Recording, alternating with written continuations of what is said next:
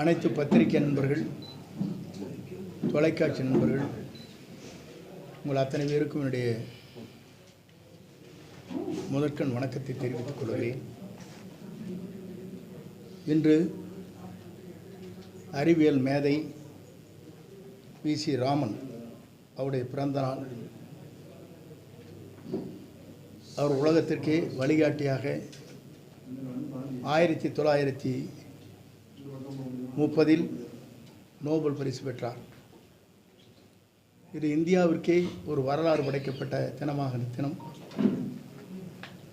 எல்லோரும் போற்றப்படுகிற தினமாக இந்த தினம் திகழ்ந்து கொண்டிருக்கிறது. அறிவியல் மேதைக்கே நோபல் பரிசு கிடைத்ததும் ஒரு காலம். இதற்கு முன்னால் நான் சொல்லியிருக்கிறேன், நோபல் பரிசு யாருக்கு வழங்க வேண்டும் என்று புரிந்து கொள்வீர்கள். எங்களை பொறுத்தவரையிலும் இன்று பத்திரிகை நண்பர்களை சந்திப்பதற்கு காரணமே, நான் பத்திரிகையின் மூலமாக அனைத்து இந்திய அண்ணா திராவிட முன்னேற்றக் கழகம் மீண்டும் வெற்றி பெற வேண்டும், பிரிந்தவர்கள் ஒன்று சேர்க்கப்பட வேண்டும் மற்றும் தங்களுடைய பல பேர் அமைதியாக இருக்கின்றவர்கள் இணைக்கப்பட வேண்டும். அப்படி வருகிற போதுதான் புரட்சித் தலைவர் அம்மாவுடைய கனவை மீண்டும் தமிழகத்திலே உருவாக்குவதற்கு அது ஏதுவாக இருக்கும் என்று கருத்துக்களை நான் வெளியிட்டேன். அதற்கு பிறகு என்னை கழக பொறுப்பிலிருந்து விலக்கப்பட்டது. ஆனால் புரட்சித் தலைவர் அம்மா காலத்தில் 2009 இன்றைய பொதுச் செயலாளரையே கழகத்தில் அனைத்து பணிகளும் விளக்கினார்கள். அதேபோல் 2012 அம்மா ஒரு ஆட்சியில் இருக்கிற போது என்னையும் கழகப் பணியிலிருந்து விளக்கினார்கள். ஆனால் அதற்கு பிறகு அம்மா அவர்கள் நம்மை சுற்றி இருக்கின்ற யாரையும் விளக்கவில்லை. அவர்களை அரவணைத்து சென்ற வரலாறுகள் இருக்கிறது. இன்றைக்கு அந்த நிலை இல்லை. யார் நம்மிடத்தில் பேசினாலும் கூட உடனடியாக நடவடிக்கை எடுக்கின்ற நிலை. இது இயக்கத்தை பலவீனப்படுத்துவது மட்டுமல்ல, தன்னை சுற்றி இருக்கின்றவர்களை பலவீனப்படுத்துகிற போது அது யார் செய்கிறார்களோ அவரும் பலவீனம் அடைகிறார்கள். இதுதான் வரலாறு. நான் கூறியது அன்றைக்கு தெளிவாக பத்திரிகை நண்பர்களுக்கு சொல்லியது, கருணாகர் என்ற சட்டமன்ற உறுப்பினர், பல்லாவரத்தை சார்ந்தவர், திராவிட முன்னேற்றக் கழகத்தை சார்ந்தவர். அவருடைய மருமகள் அங்கே இருக்கின்ற பணியாற்றுகின்ற பணியாளருக்கும் ஏற்பட்ட நிலையை தமிழ்நாடு முழுவதும் ஆர்ப்பாட்டத்தை நாம் நடத்தினோம். அதற்கு பிறகு நாம் என்ன சொன்னோம் என்று சொன்னால், இதற்கு சிபிஐ விசாரணை தேவை என்று வலியுறுத்தினோம். எதற்கெல்லாம் சிபிஐ விசாரணை வேண்டும் என்று நாம் வலியுறுத்தி கொண்டிருக்கிற போது, கொடநாட்டிலே நடைபெற்ற கொலைகளை பற்றி இதுவரையிலும் குரல் கொடுக்கப்பட்டிருக்கிறதா? எதற்கெடுத்தாலும் சிபிஐ. ஆனால் நம்மை வாழ வைத்த, அங்கே வாழ்ந்து கொண்டிருந்த புரட்சித் தலைவர் அம்மாவுடைய அந்த கொடநாட்டில் ஏற்பட்டிருக்கிற கொள்ளைக்கு ஒரு நாளாவது சிபிஐ விசாரணை வேண்டும் என்று குரல் கொடுக்கப்பட்டிருக்கிறதா என்பதை நான் தெரிந்து கொள்ள விரும்புகிறேன். ஏனென்று சொன்னால், பி டீம் என்று என்னை பற்றி சொன்னார்கள். யார் பி டீமாக இருக்கிறார் என்பது இதன் மூலமாக நீங்கள் புரிந்து கொள்ள வேண்டும். அது மட்டுமல்ல, 3 முறை அம்மா இருக்கின்ற போதும், அம்மா மறைவுக்கு பிறகும் ஓபிஎஸ்ஐ மட்டும்தான் முதலமைச்சராக அருகிலே அமர்த்தினார்.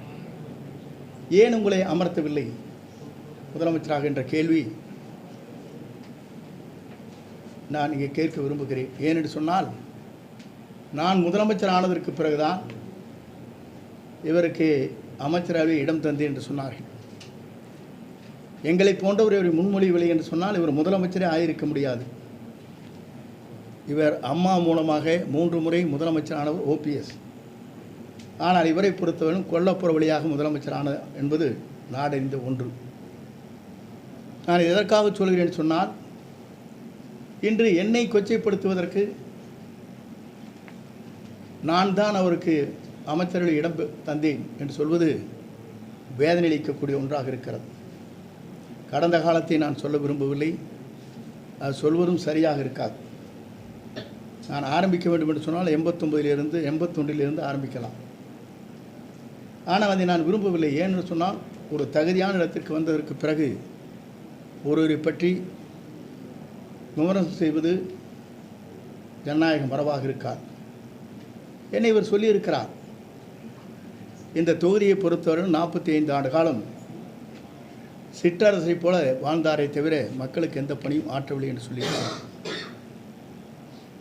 உங்களிடத்திலே மிக விரைவிலேயே ஒவ்வொரு அமைப்பை சார்ந்தவர்களும் என்னை எப்படி பாராட்டி இருக்கிறார்கள், எப்படி உன்னுடைய பணிகள் அமைந்திருக்கிறது என்பதை பல்வேறு சங்கங்கள், வேளாண்மையில் இருக்கின்ற விவசாயிகள் பாராட்டியதும், அதே போல் இன்றைக்கு சமூக ஈடுபாடுகளில் இருக்கின்ற நம்முடைய ஈரோட்டை சார்ந்திருக்கிற பல்வேறு சமூக அமைப்புகள் பாராட்டி கடிதங்கள் எனக்கு எழுப்பப்பட்டிருக்கிறது. கடுமையான உழைப்பின் காரணமாக இந்த தொகுதியை வளமான தொகுதியாக நீங்கள் மாற்றியிருக்கிறீர்கள் என்று நான் அவரிடத்திலே பாராட்டுதலை பெற்றிருக்கிறேன்.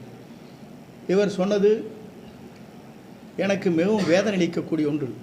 ஏனென்று சொன்னால், சிற்றரசை போல தொகுதி மக்களுக்கு எந்த பணியும் ஆற்றாதைப் போல, கழகத் தொண்டர்களுக்கு எந்த உதவியும் செய்யாதைப் போல கருத்துக்கள் பரிமாறப்பட்டிருக்கிறது. எத்தனை பேர் ஒன்றிய சேர்மனாக, நகர்மன்ற தலைவராக, அதே நேரத்தில் வழக்கறிஞர் உடைய சட்ட நிபுணர்களாக நியமிக்கப்பட்ட வரலாறும் இந்த தொகுதியில் இருக்கிறது. ஊராட்சி மன்ற தலைவர்களாக இன்றைக்கு அவர்கள் எங்கு வேண்டுமானாலும் செல்லலாம். அது ஜனநாயகம் முறைப்படி அவர்களுக்கு அவருடைய கருத்துக்களை பரிமாறுவதற்கு அவள் எங்கு வேண்டுமானாலும் சென்று எங்கு வேண்டுமானாலும் சென்று கருத்துக்களை பரிமாறலாம். ஆனால் குறை சொல்வதற்கு முன்னால் இவர் என்ன செய்தார் என்று சொன்னால், இவருடைய மாமன் அவருடைய இறுதிச் சடங்குக்காக கோபிச்செட்டிப்பாளையம் வருகிற போது முடித்ததற்கு பிறகு நம்முடைய நெடுஞ்சாலை பயணி விடுதியில் குளித்துவிட்ட எங்களிடத்தில் சொன்ன ஒரே வார்த்தை, அப்போது 5 பேர்கள் அங்கே இருந்தால் இப்போதும் அவர்கள் இருக்கிறார். ஏன்னா எல்லா பணத்தையும் உங்கள் தொகுதியில் கொண்டு கொட்டிட்டீங்க போல் இருக்குது, ரோடெல்லாம் பார்த்தா நானே எடப்பாடியிலே இப்படி இல்லைன்னு சொன்னார். எப்படி இந்த வார்த்தை இங்கே சொல்லப்பட்டிருக்கிறது, இல்லை என்று சொல்ல மறுக்க முடியாது. அந்தியூருடைய அவர் சொந்த மாமன் இறுதிச் சடங்கு நடைபெற்றது கோபிச்செட்டிப்பாளையத்தில். நான் எதற்காக சொல்லி, அன்றைய ஒரு நிலை இன்றைய ஒரு நிலை என்பது வேதனை அளிக்கக்கூடிய ஒன்றாக இருக்கிறது. அது மட்டுமல்ல, நாடாளுமன்ற தேர்தலில் நீங்கள் பார்த்திருக்கக்கூடும், எந்த நமக்காக உதவி செய்தார்களோ, எந்த காலகட்டத்தில் நமக்காக வழிவகை செய்தார்களோ அவரெல்லாம் மறந்து அவர்களுக்கு நிற்பதற்கு அனுமதி வழங்காமல் புதிதாக வேறு கட்சியில் இருந்தவர்கள் பணம் செலவு செய்தால் போதும் என்று அவர்களுக்கு நாடாளுமன்ற நிற்பதற்கு அனுமதி வழங்கியவர் யார்? இதையெல்லாம் மக்கள் இன்றைக்கு கூர்ந்து கவனித்துக் கொண்டிருக்கிறார் என்பதை நீங்கள் மறந்துவிடக்கூடாது. நான் எதற்காக இதை சொல்கிறேன் சொன்னால், முதலே இவர் முதலமைச்சர் ஆவதற்கு வழிவகை செய்தவர் அன்றைய பொதுச் செயலாளர் சென்னம்மா சசிகலா அவர்கள். அவரை பற்றி கொச்சையாக பேசினார். நாங்கள்லாம் அவரிடத்தில் சொன்னோம், அரசியல் நாகரிகம் என்பது நம்மை வளர்த்தவர்களே வளர்த்த கிடா மார்பிலே மாயுதைப் போல பேசக்கூடாது என்று சொல்லியிருக்கிறேன். அது மட்டுமல்ல, அடுத்ததாக 18 பேருக்கு நமக்கு தேவைப்பட்டது. டிடிவியுடைய அந்த 18 சட்டமன்ற உறுப்பினர் நமக்கு உறுதுணையாக இருந்த காரணத்தின் அடிப்படையிலே தான் 122 பேர்கள் இன்று சட்டமன்ற பேரவையினுடைய தலைவர் முன்னால் ஒருமனதாக இவரை கொண்டு வருவதற்கு முயற்சிகள் மேற்கொண்டு அந்த பணிகள் நிறைவேற்றப்பட்டது. அதற்கு பிறகு டிடிவியுடைய 18 பேர்களையும் கழகத்திலிருந்து சட்டமன்ற உறுப்பினர் பதவியிலிருந்து நீக்கப்பட்டார்கள். அதற்கு பிறகு ஆட்சியை நடத்துவதற்கு தடுமாறி கொண்டிருக்கிற போது தர்மயுத்தத்தை நடத்தி கொண்டிருக்கிற ஓபிஎஸ் அவர்களை அழைத்து வந்து, நீங்கள் 11 பேரும் எங்களுக்கு ஆதரவு தாருங்கள், நீங்கள் ஒருங்கிணைப்பாளர், நான் இணை ஒருங்கிணைப்பாளர், நான் முதலமைச்சர், நீங்கள் துணை முதலமைச்சர் என்று சொல்லி அவரையும் அந்த நிலைக்கு கொண்டு சென்று காலம் கடந்ததற்கு பிறகு அவரையும் வெளியேற்றினார். அதற்கு பிறகு நம்மை இன்றைக்கு அந்த அளவிற்கு 4 ஆண்டு காலம் ஆட்சி கட்டிலே அமர வைத்து நம்மை பாதுகாத்த பாரதிய ஜனதா கட்சிக்கு 2024 இந்தியாவே என்ன செய்ய போகிறது என்று தத்தளித்துக் கொண்டிருக்கிற நேரத்திலே தான் பாரத பிரதமர் நரேந்திர மோடி அவர்களை கொண்டு வர வேண்டும் என்ற நேரத்தில் அன்றைக்கு வாபஸ் பெற்றது மட்டுமல்ல, நான் இனிமேல் பாரதிய ஜனதா கட்சியோடு கூட்டணி இல்லை, இன்றும் இல்லை, 2016 இல்லை, 19 இல்லை, 2026 இல்லை, 29 31 இல்லை என்று சொன்னார். சொல்லி முடித்துவிட்டு எந்த இயக்கம் இன்றைக்கு தமிழகத்திலே தடை செய்யப்பட்டிருக்கிற அந்த இயக்கத்திற்கு சென்று மதுரை தொப்பியை போட்டுக்கொண்டு உரையாற்றினார். இதெல்லாம் நாடறிந்த ஒன்று. இதெல்லாம் எதற்காக சொல்கிறேன் சொன்னால், நடந்த காலத்தை பற்றி சொல்ல வேண்டும் என்று சொன்னால் இதைவிட விமர்சனம் எங்களால் செய்ய முடியும். ஆகவே அதையெல்லாம் விட்டுவிட்டு நான் சிலவற்றை மட்டும் சொன்னேன். இன்றைக்கு கட்சியில் இருக்கிற முக்கிய பொறுப்பாளருக்கு இருக்கிற இந்த இயக்கத்திற்காக தங்களை அர்ப்பணித்துக் கொண்டிருக்கிற நிர்வாகிகளுக்கு இருக்கிற இடர்பாடுகள் என்ன என்று சொன்னால், 45 வயது உட்பட்டவர்கள் மட்டும்தான் பூத் கமிட்டியில் இருக்க வேண்டும் என்ற ஒரு நிலையை அவர் பிரகடனப்படுத்தினார். எல்லோரும் சொன்னோம், குறைந்தது கூடுதல் வயது இருந்தால் இந்த இயக்கத்திற்காக தங்களை அர்ப்பணித்துக் கொண்டு மக்களை அடையாளம் தெரிந்தவர்களையும் ஒரு 4 பேரை போட்டுக்கொள்ளலாம் என்று கூட கேட்டோம். இல்லை, 45 வயதுக்கு உட்பட்டவர்கள் தான் இருக்க வேண்டும் சொன்னார். இந்த இயக்கத்திற்காக 1972 அம்மா காலத்திலிருந்து பல்வேறு பொறுப்புகளை வைத்து கொண்டிருக்கிற ஊராட்சி மன்ற, உள்ளாட்சித்துறை, கூட்டுறவுத்துறை, பல்வேறு துறைகளிலே பணியாற்றி கொண்டிருப்பதற்கு அந்த வாய்ப்பில்லை. இதை நான் எதற்காக சொல்கிறேன் சொன்னால், பூத் கமிட்டி என்பது 9 பேரை கொண்டிருக்கிற கமிட்டி. அதிலே ஒன்றும் போன முறை போடும்போது 57 பேர்கள் போட்டோம். இன்று முறை 9ஓடு சேர்ந்து 4 பேரையும் சேர்த்து போட்டிருக்கலாம், வயது வரம்பில்லாமல். அவர்தான் இந்த மக்களை சந்திக்க முடியும், மக்களை அடையாளம் காட்ட முடியும். அதையெல்லாம் நாங்கள் எடுத்து சொன்னோம். அதற்கு பிறகு இவருடைய நிலைகள் நாங்கள் எண்ணி பார்க்கின்ற போதுதான் ஒருவர் தன்னை சுற்றி இருக்கிறவர்களை பலவீனப்படுத்துவது, அதன் மூலமாக அவர்களே பலவீனம் அடைகிறார்கள். அதுதான் வரலாறு. அது மட்டுமல்ல, நாம் பார்க்கின்ற போது நாம் ஒன்றை சொன்னோம். நாமக்கல்லில் நடைபெற்ற நிகழ்ச்சியில் பெரிய கட்சி கொடி பறக்குது, பிள்ளையார் சொல்லி போர்ட்டாகிவிட்டது என்று நாம் சொன்னதற்கு பிறகு நேற்றைய முன்தினம் நிலை என்ன ஏற்பட்டிருக்கிறது என்பதை நீங்கள் அறிவீர்கள். நான் இதெல்லாம் எதற்காக சொல்கிறேன் சொன்னால், நம்முடைய பலன் என்ன? நாம் ஒருங்கிணைந்து ஒற்றுமை உணர்வோடு நாம் இணைகிற போது நம்மை நாடி வருவார்கள், நாம் மற்றவர்கள் நாடி செல்ல தேவையில்லை. இதுதான் வரலாறு. புரட்சித் தலைவராக இருந்தாலும் சரி, புரட்சித் தலைவர் அம்மாவாக இருந்தாலும் இந்த வரலாற்றை அனைத்து இந்திய அண்ணா திராவிட முன்னேற்றக் கழகத்திலே படைத்தார் என்பதை மறந்துவிடக்கூடாது.